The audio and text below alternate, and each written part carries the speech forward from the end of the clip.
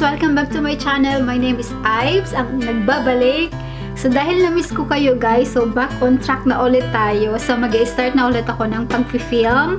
So for today video guys, I'm going to share with you kung paano ko ginagawa ang aking mask without further ado, let's jump in. So una muna, ang kailangan natin guys is kailangan of course natin ng fabric. So I'm using the Japanese pattern. So actually this size is for woman size. Meron tayo na 3mm elastic. So I prepared to use this one dahil manipis siya, hindi siya masakit sa tenga. And meron ako na seam ripper and also maybe a couple of pins. And this one is very helpful for me. So it's bodkin, then scissor, and yung pang liner, and last is the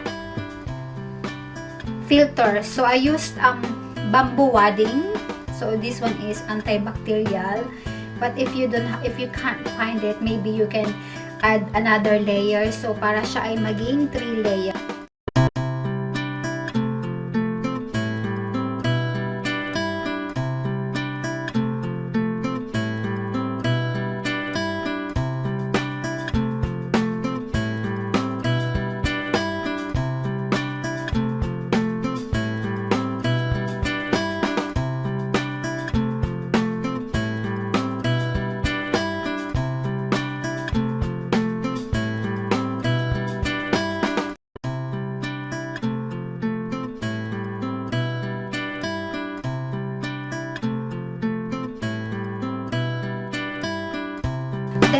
Then pagkatapos nun, so dahil nga nakat ko na din yung bamboo wadding, ready na siya. So make sure na yung wadding is shorter than this fabric. Dahil pag finold mo siya, para hindi siya makapal kapag finold later. So ito yung inside, ito yung outside. So dapat yung wrong side is facing sa'yo. So ganito lang, ipatong ko lang siya together. Then after that, gumamit ka ng pin para kapag tinahit mo na siya is hindi siya gagalaw. Then after nun is kung mapapansin nyo guys, kung medyo maano siya, kung medyo masyado siyang matilos, you can try to sew it again. So make sure na ito is ganito lang siya. Para hindi siya ganun kaumbok. Kapag hindi, sa first na tahi mo siya at medyo mabilog, eh, lang siya. Kailangan mo siyang tahian ulit ng isang padaan.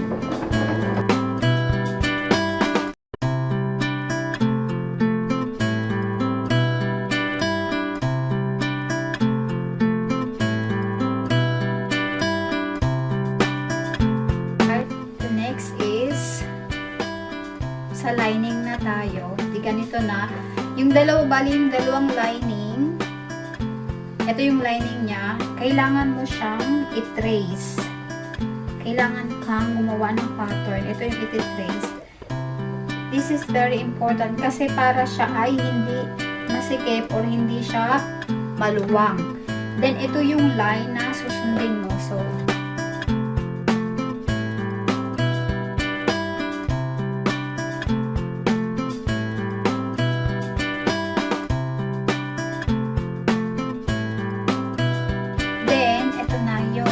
part na ipapasok mo siya dito. Kailangan pantay.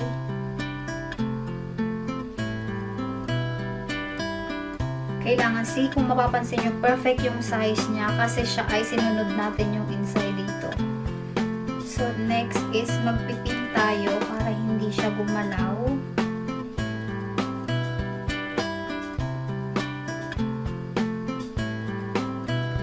Then, ito na yung from here hanggang dito. Dapat pagdating dito, dapat hindi siya masyadong matilos. Kailangan medyo round siya.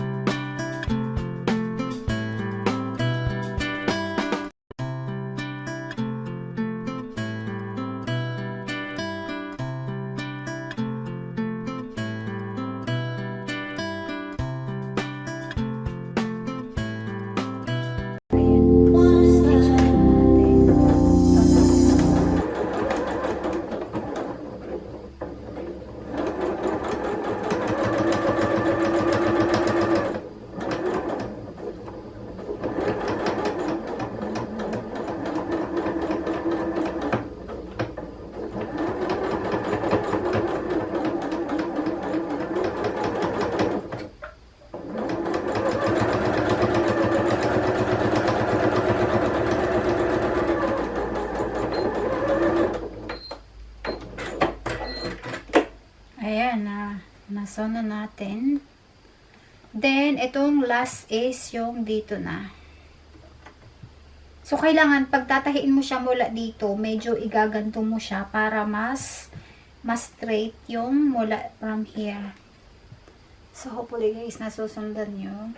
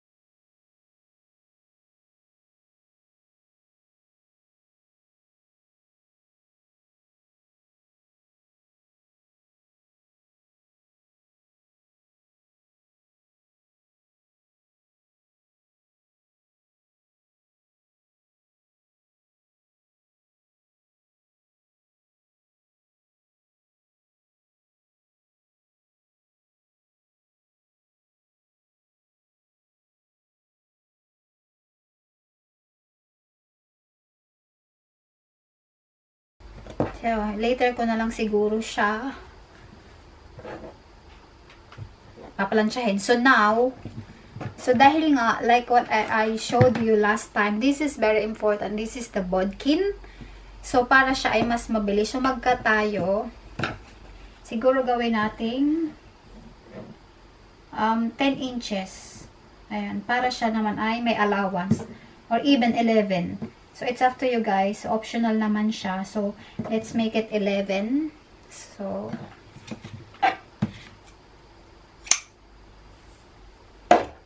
ayan. Itong bodkin na to is very useful.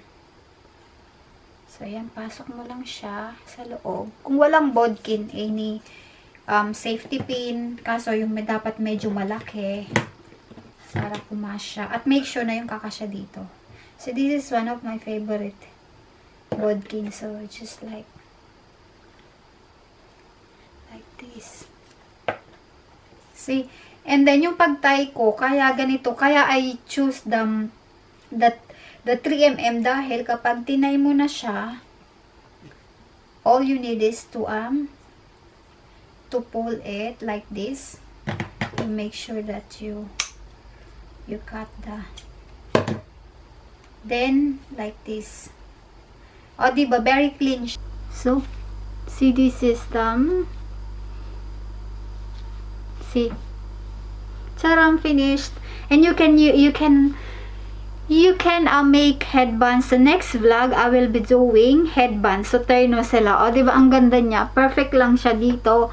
Hindi siya. At saka, you can tighten up the elastic as well. So, this one, your face is cover. O, diba? Ang ganda.